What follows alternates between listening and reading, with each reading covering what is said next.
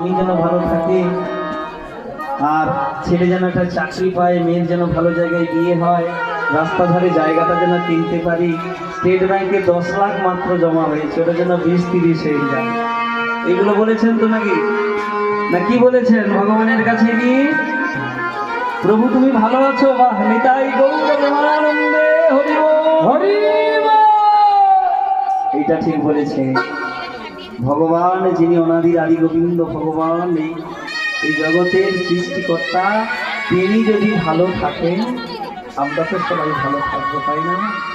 তাই মায়াবতী মা আমার চাইছে দেখুন ভগবানের কাছে। তবে কি জানেন, এই চাওয়ার পাওয়ার কথা বলতে গিয়ে ঠাকুর শ্রী রামকৃষ্ণদেবের কথা একটু মনে পড়ে গেছে। জানেন তো, ওই ঠাকুর শ্রী শ্রী রামকৃষ্ণ পরমহংসদেব দক্ষিণেশ্বরে ভবতারিণীর মন্দিরে তিনি মায়ের সেবা পূজা করতেন, তাই না? করছো ঠাকুর, তুমি যে শুধু মায়ের আরাধনা করো, তুমি মাকে কখনো দেখেছো গো? হ্যাঁ ওরে বেটা, আমি দেখেছি, আমি দেখবো না? তাহলে তোমার